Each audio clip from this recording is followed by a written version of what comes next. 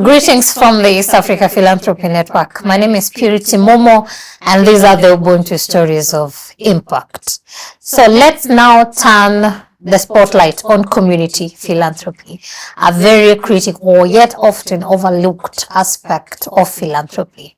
And we have the pleasure of speaking to Mr. Mwadhini Myanza, the Executive Director of the Tanzania Community Foundations Network, and we are happy to explore how they engage with diverse communities, how they mobilize resources, and how they've been able to foster a culture of giving in Tanzania.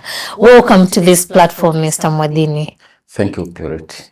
Karibu sana Nairobi, karibu sana EAPN Members Summit 2023. Asante sana. Kindly take at least 2 minutes of this time to introduce yourself and the work that Tcfn does in Tanzania.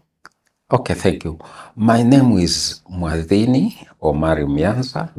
I'm the Executive Secretary of Tanzania Community Foundation Network. The Tanzania Community Foundation Network is founded since 2016. Okay. So we are talking about 7 years now. But this was the result of the community foundations individually. Okay. Since 2008, we established 5 community foundations in Tanzania. Okay. And after working independently for almost 9 years, they stood to understand that giving or philanthropy is not the work of one person. And in order to proceed with the mission of collaborating different innovations in the country, as well as calling the voice of the philanthropy to be heard to the different levels, and seeking for possibility of increasing investment in operation of the activities, they decided to form an umbrella. Okay. And that was the Tanzania Community Foundation Network.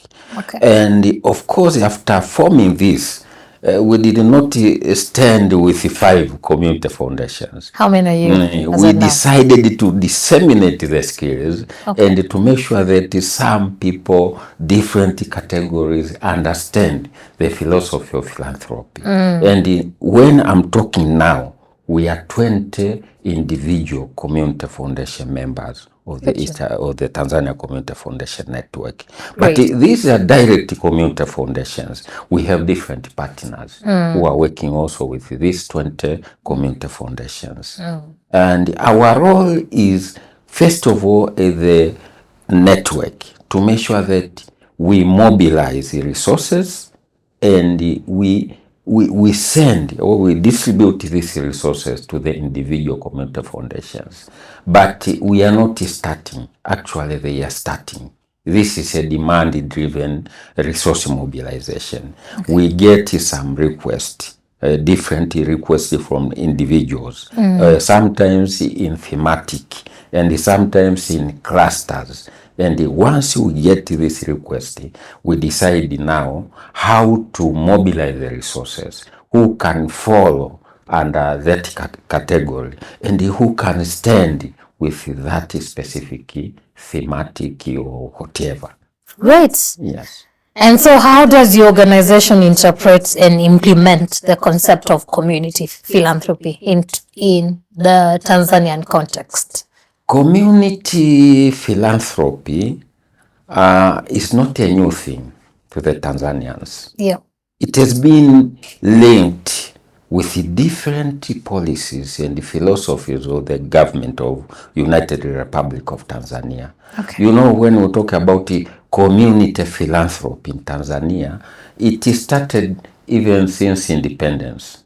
Even in the Constitution of the United Republic, is stipulated there that people should be the first to determine how the government is working. And if we go to the policies and the development laws and so on, you find that the distribution of funds of the government to the communities will depend on how much they are ready to volunteer, to contribute from their own resources. And because it has been stipulated in that way and linked with the policies and the laws of the government, it means that our role is to make sure that they understand what exactly the government want to tell the community in relation to philanthropy. And we go even beyond the corporate social responsibilities. It is a law, but this is benefiting through the spirit of philanthropy. So it is not a very big job for us because it is something which is known to the people. Okay. What we are supposed now to do is to make sure that they are standing in lines where they can fetch the resources from different levels. Okay. Talking about fetching resources, Mr. Mwadhini, I'll be very happy if you shed some light on the shift towards localization and how that has impacted your work. We have different ways of lining this idea. First of all, in education. When we talk about education, in Tanzania, we say education is a necessity. It is the right for all. But if we live in that way, it doesn't mean that everybody will afford to get education.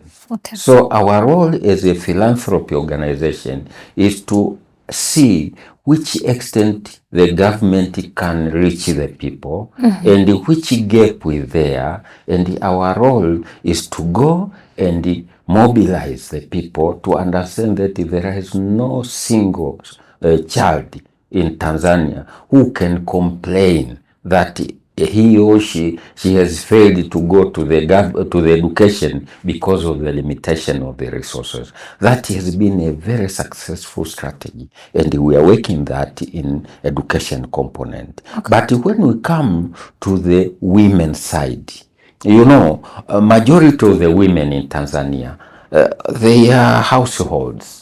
And they are depending more on their household capacity of, supporting them to work, to make sure that the family is meeting the demands. But now what they do is that every time it is the government to depend on the voice of the women.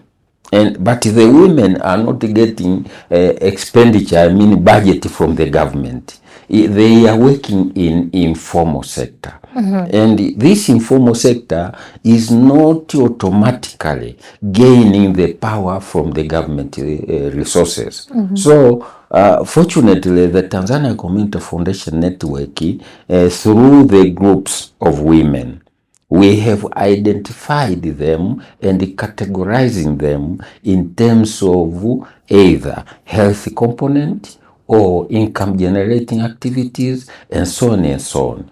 To do so, it gives us the power now to go to talk to the local government authority that because the national budget is giving them 10% to make sure that 4% is going to women.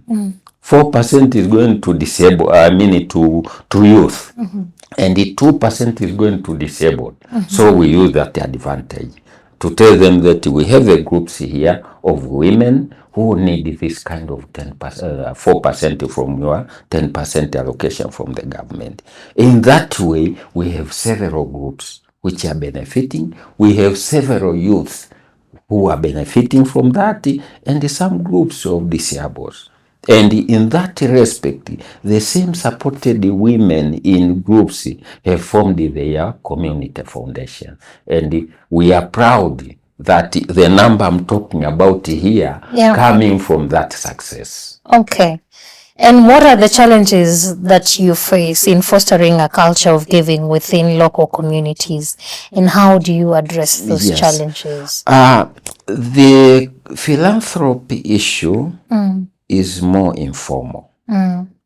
We have nowhere which we have characterized this as a forceful issue that even the ministry, before reallocating its budget, they will ask where philanthropy is.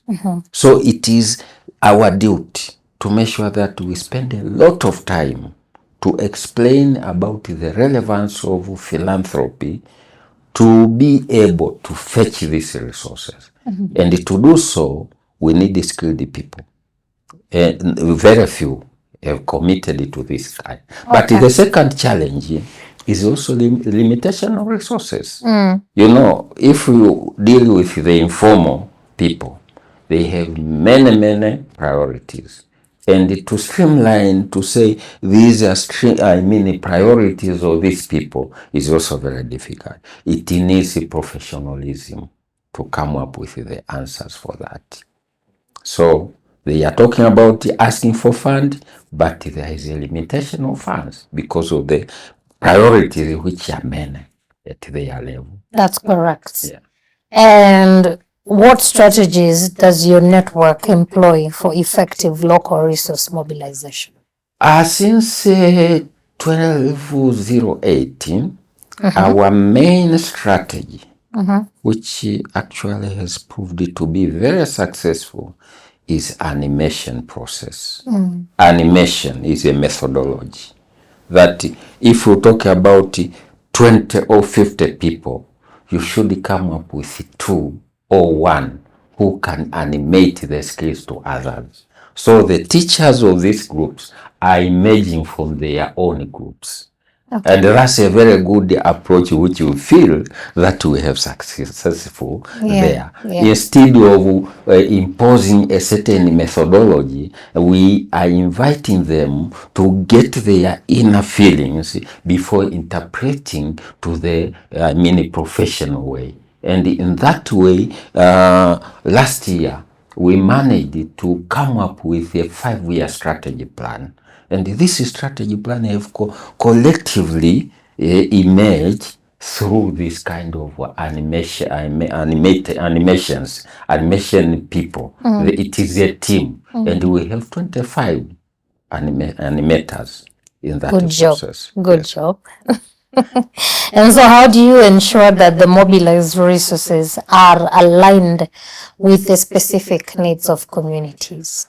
First of all, I have said about animation process. Animation is the process where you get the inner feeling of the people. And always you get the demand-driven thing. And instead of getting money and reallocating to the people, you first get plans and use the plans to look for money. And they are there to wait whether you are going to get resources or not. It is your responsibility, if resources are not there, to go back again. So in that way, it is a process which invites a two-way traffic, that we are responsible as Community Foundation Network, but also we are responsible to the people. Correct. They ask how far you have succeeded to sell your idea. And if you have no answer, you go to review the same thing together with them. And you come up with something which we say it is efficient. And you use money according to the interest of the philanthropy groups. Okay. Yeah. Thank you for that. We live in a rapidly changing world. Yeah. Yeah, in terms of technology, data, and things like that. Yeah. So I would love to know the role that data and research play in shaping your resource mobilization strategies. That's a very good question. We came to realize that for almost 6-7 years, we were doing things ad hocly. And we had no criteria to say this can be responding this kind of need.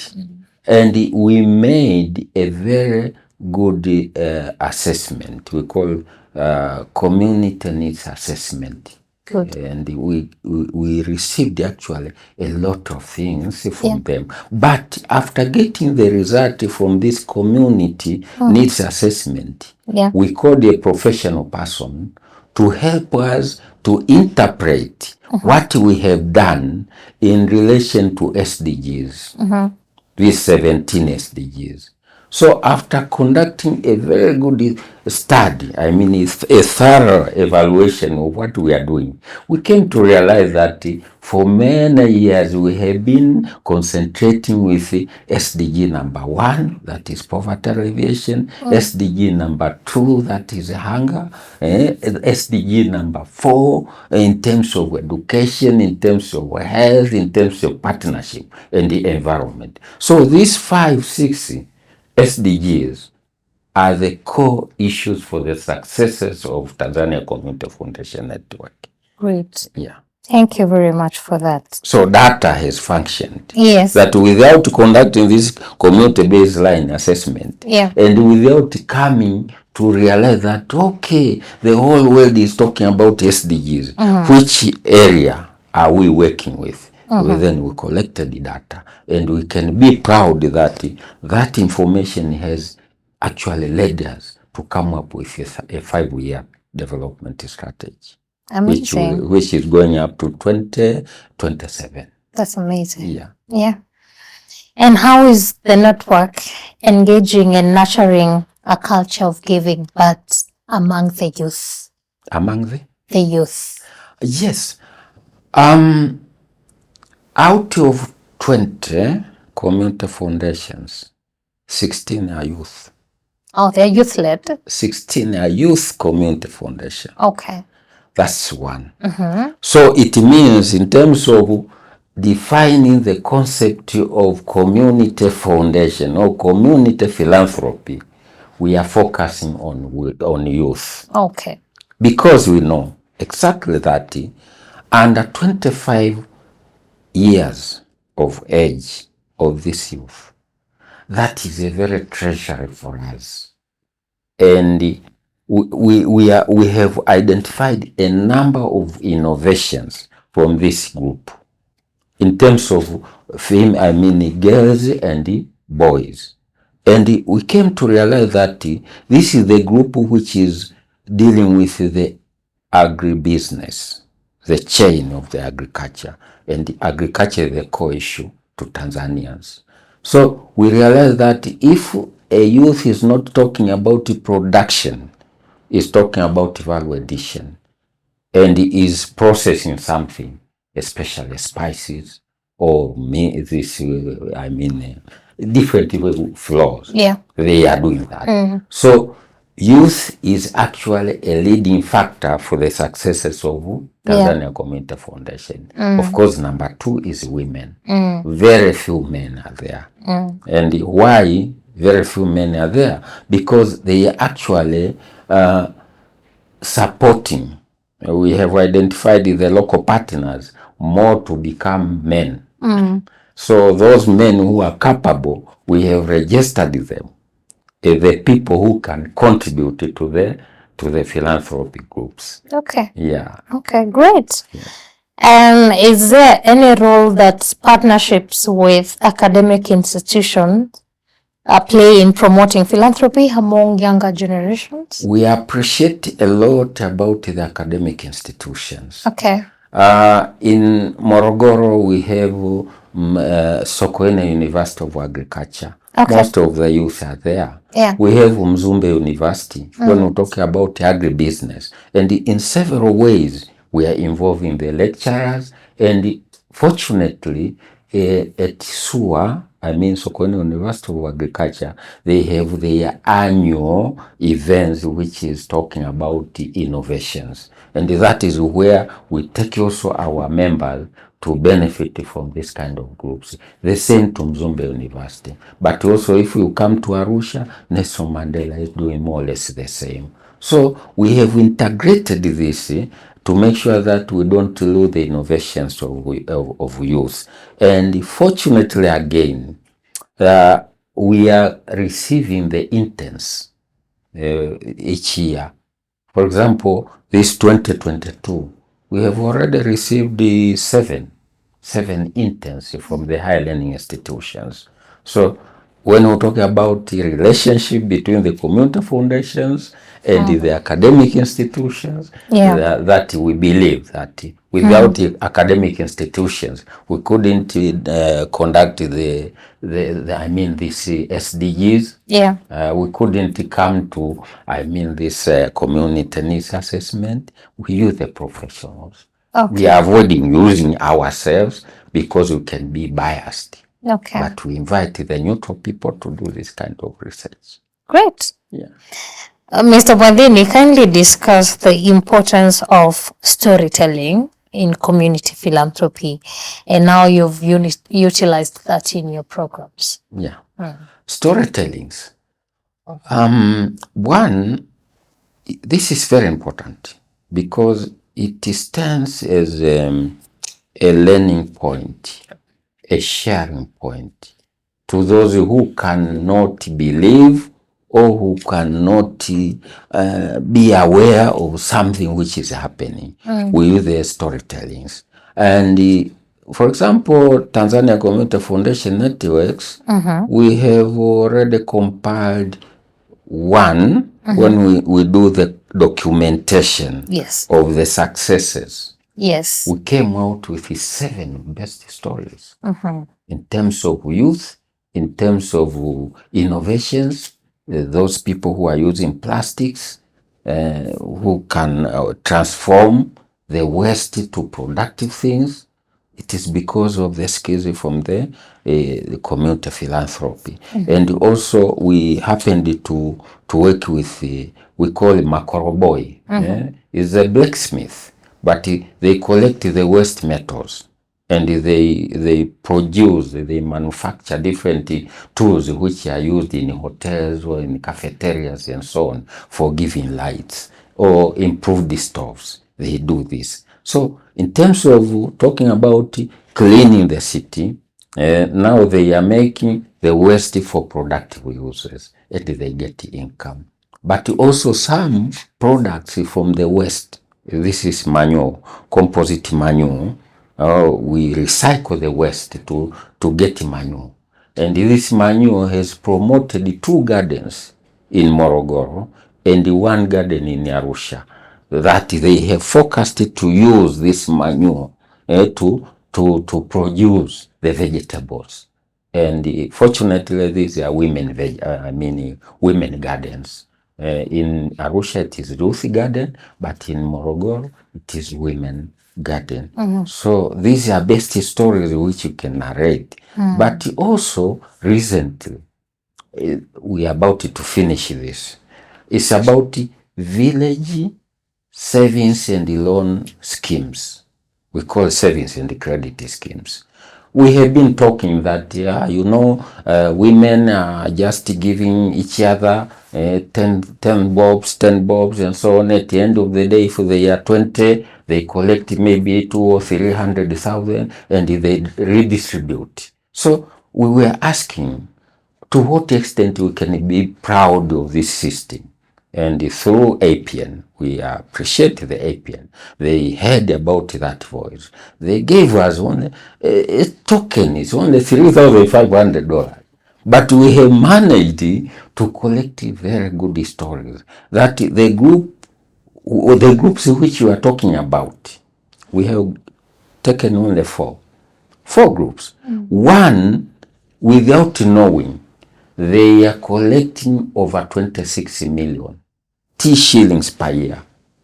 And they are redistributing that money in terms of different individual priority. Some have decided to buy motorcycles for their husbands.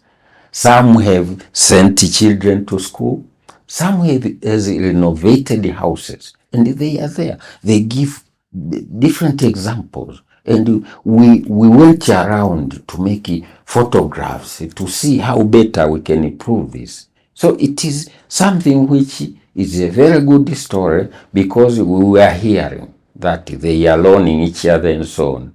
And one interesting thing is they do that good job without having bank account. So that is a lesson for us. To what extent we are going to convince these groups to open the bank account. Of course, we need now some sort of sharing skills. It is a participatory, but also to use animation to see how they can become comfortable to use their money by using a cash box without sending it to the bank. That is a homework also for you. Maybe tomorrow we can share how better we can improve, or we can accept, or we can acknowledge this good work for the women. Great. And looking ahead, Mr. Mwadhini, what new trends or areas is your network planning to focus on in community philanthropy? Yes. As I have already said regarding the 5-year plan, we agreed to concentrate with 4 areas. Okay. The first area is replicability. Okay. Scale up of what we have already done. Okay. This should come up with strategies. Of course, standing together with partners like East African Philanthropy, like Wings, like APN and so on. We appreciate that we managed to come up with this conclusion of having a strategy plan by using the SGS from South Africa. Mr. Sean and the other. Yes, very good. But the second strategy, which we think it is very important, is to make sure that horizontal relationship is there. We have already good number of groups, good number of community philanthropy, but we need to strengthen the horizontal relationship. That we come up with the so-called thematic platforms, or we can say sectoral concentration. That is what we need. But the third one, we need also to open these successes to others. We are talking about the Tanzania Community Foundations Network. Why not being the global, the continental one? So we want to make sure that even people outside know our successes, even our challenges, because that will be the only way to move from where we are to go to a better position. The last one is the partnership. We have seen that we need to stand with the others. In Tanzania, we are, let me say one thing. Everybody says is working on philanthropy. Okay. But for us, we say we are better. Why? Because we have the model of doing philanthropy. You can't do philanthropy. So our best model is community foundations. And why community foundation? Because these are very close with the community-based organizations in Tanzania. And this is a legal part. When you say CBOs, it is not. But CBOs, who is an umbrella of CBOs? We feel the way we are moving, we stand in the CBO umbrella in Tanzania. Because that is the area where community foundation innovations, initiative, and even voice can be used. That's correct. Are there potential collaborations or partnerships on the horizon that you're particularly excited about? Yes. We are proud of having a very good partnership with the East African Philanthropy Network. Of course, yes. But also, as I have said, because from East African Philanthropy Network, we open our minds. We hear from others. We can meet and share. That is where the plate of food is there, and we can choose whom I can work with. That is a very good one. But African Philanthropy Network, we appreciate about this because these are one of our potential partners. They hear, though it is an African thing, but they come down. Always they give us chance to give stories, to prepare, whatever they think that they can also benefit others in the continent. But also we have the Wings. Recently we stood with Wings. We are a member. We are a good member of Wings. And why? It was not an accident that when we were talking about establishment of community foundations in Tanzania in 2008, Wing was one of the supporters. They gave us opportunity to go around to learn from others, either from South Africa, Great Rosenberg and the SAT and the other Moti and so on, to learn what is happening. And also they took us even far to US to know how the community foundations are working there, even to UK. And so in that way, we came to Kenya also to learn how Kenya Community KCDF. Yeah. KCDF is operating. And we invited also people from Nigeria. Very good. So it was not an accident to stand with the Wings. We are repeating the history, but also we have the SCGS, good partner. These are educative group from South Africa. Yeah. They are called, consultants. And when you ask for any support, they are ready to respond. And we have also others who can share by night, of course, where needs arise. But locally we feel that the local government authorities are working very good because we cannot operate without standing together with the local government authorities. So if we go to Arusha, Arusha Municipal, now it is Arusha City Council, is working very close with. And we'll come to Morogoro, the same. You go to Mwanza and Kinondoni and the other areas where we have invited the unit. So we appreciate also the partnership with the local government. The local government authority. That means the government. Yeah.